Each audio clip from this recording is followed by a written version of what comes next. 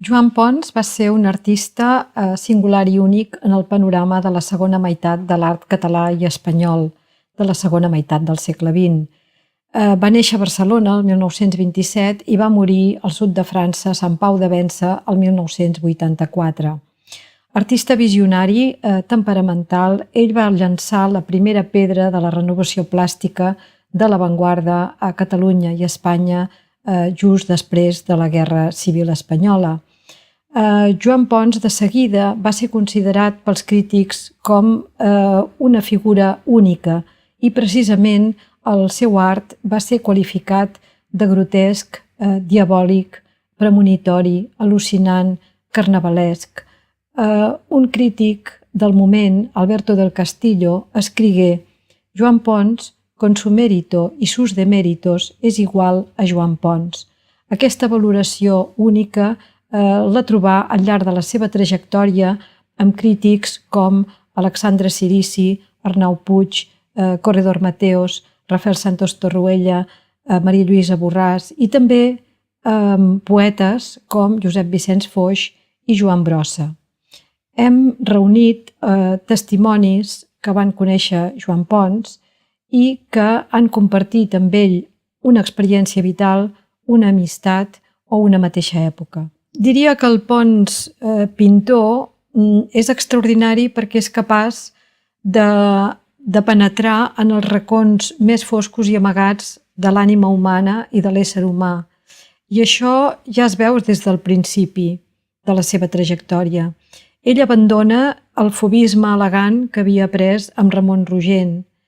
Després intenta, a partir de Rouault, transformar el seu patiment com a infant en el context familiar en un món de sacrifici.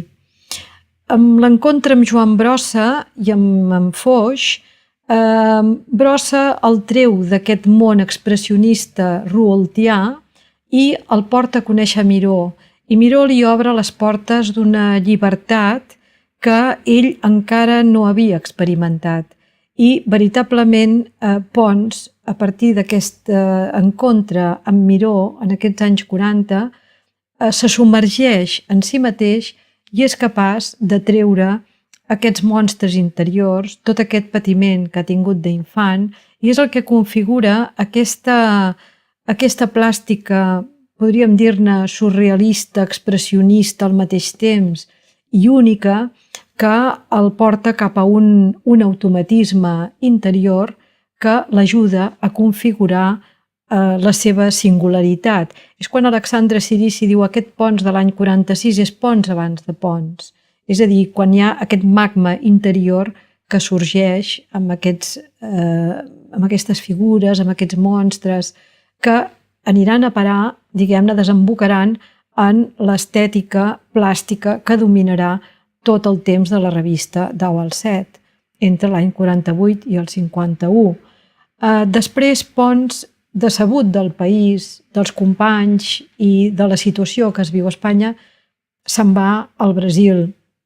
I al Brasil, a São Paulo, aquella màgia que ell tenia interior, d'alguna manera es dissol amb la màgia real que té el país, amb els seus rituals, amb la seva selva, amb els seus insectes, és a dir, la vida se l'emporta i l'art queda com una mica al marge. Però tot i així, ell executa unes sèries molt interessants, com els instruments de tortura, com unes il·luminacions metafísiques, com seran els caps i els ocells que li valdran el premi de dibuix de la Bienal de São Paulo de 1965.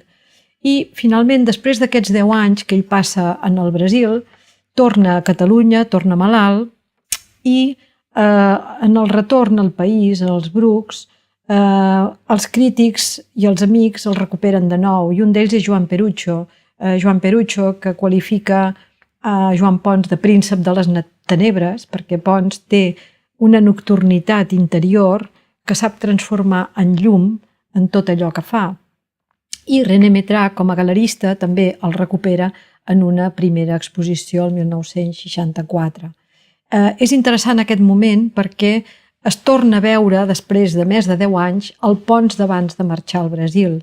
I ell també d'alguna manera es retroba i podríem dir que Pons, tot i haver passat aquest moment de monstres d'Oalsetians, no? Aquest moment tan diabòlic, va tornant-se, no diríem més clàssic, però sí que fa una exploració interior, metafísica, que mai ha deixat i que obre unes sèries de nocturnitats, unes suites geomètriques, metafísiques, molt interessants i que veiem que en el fons ell vol esdevenir un clàssic. És a dir, ha abandonat Rouault, ha abandonat Klee, ha abandonat, ja no diguem Picasso, que pràcticament mai hi ha tingut gran relació, abandona algun tret mironià i en canvi esdevé cézannià. És a dir, que Pons vol reflectir en el seu art un equilibri intern, euclidià, geomètric, i això ho segueix fent fins al final de la seva trajectòria, mantenint els grans gèneres de la pintura que són amb els quals ell va començar la seva trajectòria, és a dir, la figura, la natura morta i el paisatge.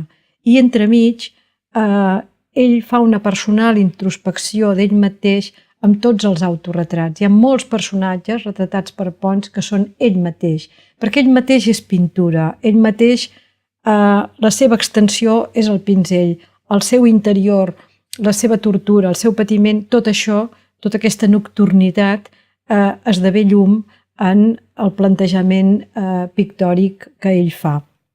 I això segueix fins al final de la seva trajectòria i també podem dir que en aquesta exploració que fa en el fons de l'ésser, hi ha una sèrie que es titula així, sap retratar i caricaturitzar totes les febleses humanes i també les fortaleses humanes, esdevenint una mena de relator de la humanitat en els seus defectes i en les seves virtuts, una mica com havien fet Jerònimus Bosch o com havien fet Peter Bruegel, artistes visionaris que, com ells, saben penetrar en aquells secrets insondables dels homes i de les seves ànimes interiors.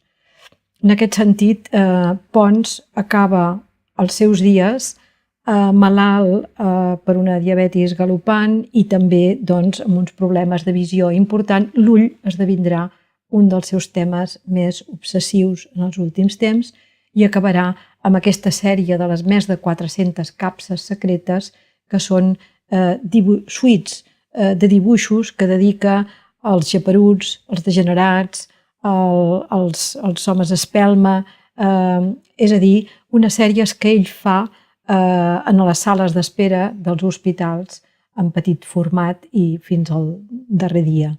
Crec que és important tenir present que Pons segueix sent aquell Joan Pons és igual a Joan Pons que ja havien dit els crítics del seu primer moment en aquells anys 40.